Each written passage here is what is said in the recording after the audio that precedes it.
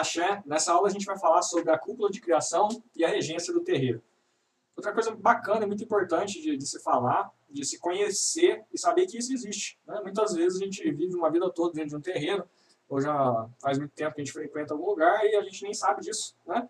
Como que foi fundado? De onde saiu? De onde vieram as diretrizes? Tudo isso são perguntas que a gente deve fazer para a gente, né? Quando a gente frequenta um terreiro de Umbanda, um espaço sagrado.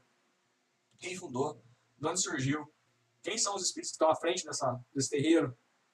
Quem começou? Foi esse sacerdote? Foi outro? Quanto tempo tem a casa? Né? São questões aí que a gente muitas vezes passa em branco, passa batido, e é muito legal a gente saber de onde veio, como surgiu, da onde saiu, quem são os espíritos responsáveis no plano espiritual pelo terreiro, quem é o orixá que rege esse terreiro, não é verdade? Muitas vezes é desimportante para a grande maioria, mas eu particularmente acho importante a gente saber as raízes, a origem, a regência do lugar que a gente frequenta. Né? Nada mais justo e nada mais lógico. Né? O plano espiritual ele é misterioso por si só, mas ele atua em nossas vidas de forma ativa, e hoje eu não tenho mais dúvidas disso. De tudo que aconteceu na minha vida desde criança, eu sou suspeito até em falar, mas eu duvido do acaso. Né? Eu sou um grande batalhador e brigo por não acreditar no acaso. Eu acho que nada é por acaso na vida, tudo tem um sentido. Temos sim o livre-arbítrio, a gente acredita nisso na Umbanda, a gente acredita sim no livre-arbítrio, assim como os espíritas acreditam. Porém, eu acredito muito que a gente tem as direções, a gente tem as nossas intuições, a gente tem gente por trás, um plano espiritual muito ativo em nossa vida, tentando nos guiar, tentando nos direcionar, tentando nos apoiar, né? Lógico que a última decisão é sempre nossa, através do livre-arbítrio, mas eu acredito muito nisso e não acredito no acaso. De tudo que de experiência própria. Falo isso de experiência própria, de tudo que eu já passei.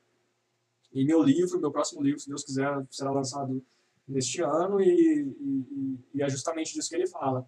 Né? Conta uma história, um romance umbandista que conta uma história justamente contrariando o acaso. Né? Então, eu falo isso porque a fundação do terreiro e essa cúpula que fundou o terreiro no plano espiritual foi muito ativa e graças ao Lourum eu tive acesso a isso. Tive acesso a essas informações dentro do meu terreiro, que é uma coisa particular de cada terreiro. Né? Pode ser que seu sacerdote saiba disso, pode ser que não ainda, mas é bem provável que saiba. Né? E através dele que você vai saber como que vieram essas diretrizes, como que foi essa fundação aí com parceria com o plano espiritual. Né? Até muitos terreiros usam o nome, né, dos seus fundadores espirituais, né? Terreiro caboclo tal, terreiro baiano tal, e orixá tal, né? Então, apesar da gente não indicar mais nomes assim, até grandes estudiosos da Umbanda falam para a gente colocar nomes nos terreiros sem ser nome de entidades, né? Mas é muito particular, muito pessoal e fica muito à vontade. Né? E geralmente esses terreiros trazem justamente o nome desses fundadores espirituais, desses espíritos que estão desde o início, né? Auxiliando, trazendo as diretrizes. Tá certo? Então vou usar como exemplo aqui o meu terreiro, logicamente, que é o qual eu pratico, mas você tem condições de saber como que foi o seu, como que surgiu, quem são esses guias espirituais que estão desde o início, trazendo as diretrizes do plano espiritual maior, e por aí vai. Tá certo? Então, lá no meu terreiro, quando a gente foi fundar a casa, eu já tive um diálogo com o grupo que estava comigo, para ter a regência de Ogum no terreiro, que é justamente meu pai de cabeça, nessa encarnação, meu orixá de frente. E eu fui contrariado por um guia espiritual, que era o guia espiritual justamente responsável pelo terreiro, que me assiste também, que é o Caboclo Peri, que é um falangeiro, né, da linhagem de Caboclo Peri. E nesse belo dia, eu disse que estaria à frente da causa orixá Ogum, e Caboclo Peri se manifesta e me contraria, né? E quem sou eu para contrariar o caboclo que me assiste e que é responsável pelo terreiro? Não faço jamais, jamais farei. Então, logicamente, que seguir as instruções e as diretrizes desse caboclo naquele momento, me contrariando e me explicou o porquê, logicamente. Né? Então, nossa casa ela surgiu aqui no interior de São Paulo, numa cidade pequena de aproximadamente 100 mil habitantes agora, acredito eu. O último censo, há muito tempo atrás, deu 80 mil, mas a cidade cresceu muito, então acredito que a gente tenha um pouco mais de 100 mil habitantes hoje aqui. ainda assim uma cidade pequena, do interior, alguns terreiros, né, de vertentes de umbanda diferentes, né, assim, de vertentes muito kardecistas, de vertentes muito esotéricas, alguns terreiros de candomblé também, muitas casas espíritas, e estava faltando alguma coisa no âmbito de conhecimento aqui na região. E o terreiro veio com um propósito muito grande de ser um terreiro escola. Nosso primeiro estatuto, até a gente está estudando isso com a diretoria atual, né, para fazer algumas modificações no nosso atual estatuto, para transformar ele. Inclusive, eu deixei já um modelo em alguma das aulas aí já, com formato de templo-escola, né, que foi justamente esse o intuito do plano espiritual em desenvolver um templo-escola aqui na região. Trazer conhecimento de Umbanda que a gente estava carente aqui, não é? E, consequentemente, a cúpula de criação do terreiro é uma cúpula de caboclos, é uma falange de caboclos. Eu gosto de falar cúpula também, viu, gente? Não repare, mas falange é a mesma coisa, né? O nome que você usa aí na sua região, isso aí varia de região para região do Brasil. Um grupo de espíritos, fica mais fácil assim, talvez, né?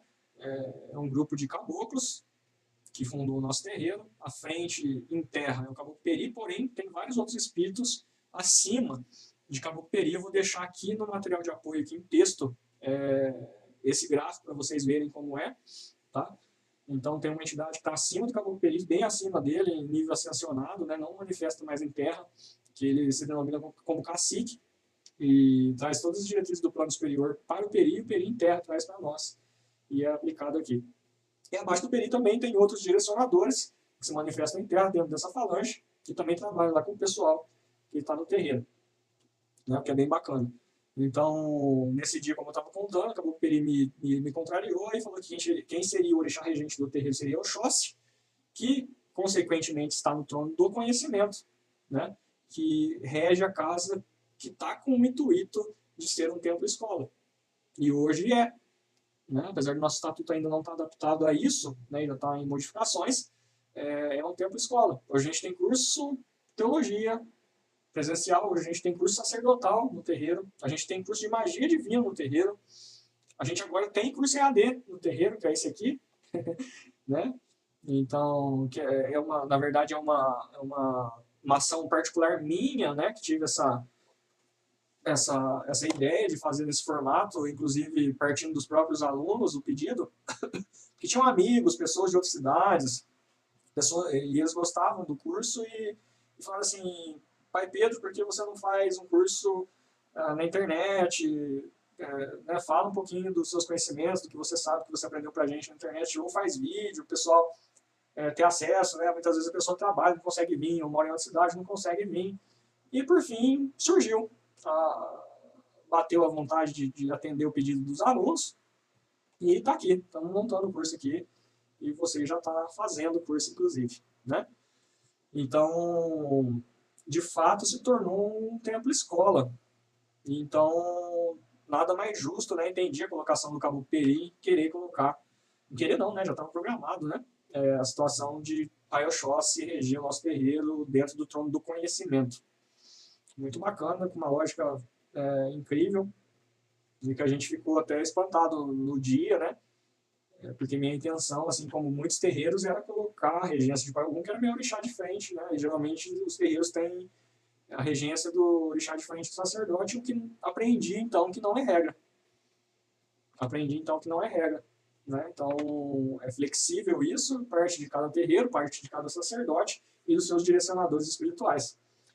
Então, o regente da nossa casa, nosso terreiro, é Pai Oxóssi, a pedido do próprio espírito que está à frente do nosso terreiro. Tá certo? O seu deve ser o seu, deve ter o seu formato.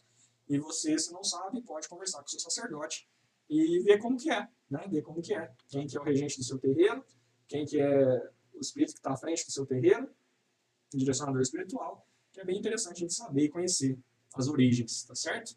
A cúpula de criação, como eu disse, no meu terreiro é uma cúpula, um grupo, uma falange de espíritos caboclos, né? E eu vou deixar o gráfico aqui embaixo para vocês verem como é. Tá certo? E tudo na Umbanda é assim, até a fundação da própria Umbanda foi assim.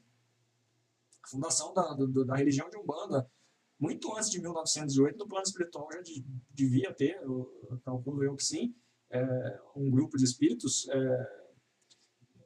que fundaram a religião, primeiramente no plano espiritual e depois em terra, através de Zélio de Moraes, Caboclo das Sete Encruzilhadas.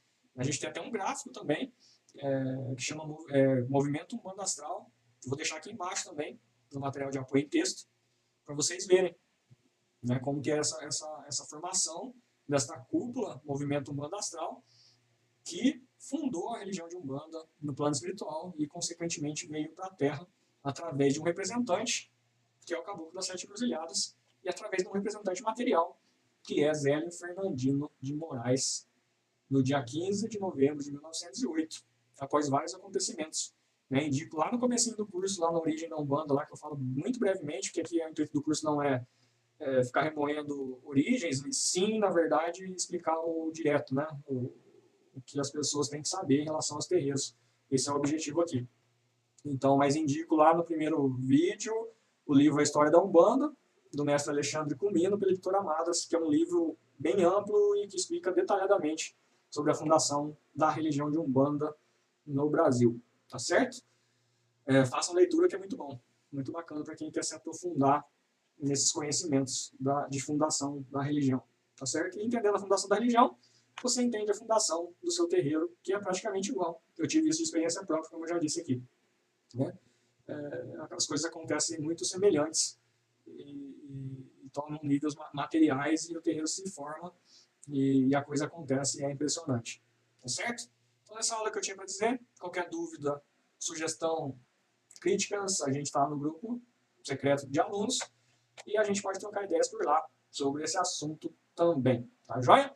Então, te vejo na próxima aula. Muito axé no seu coração. Até lá!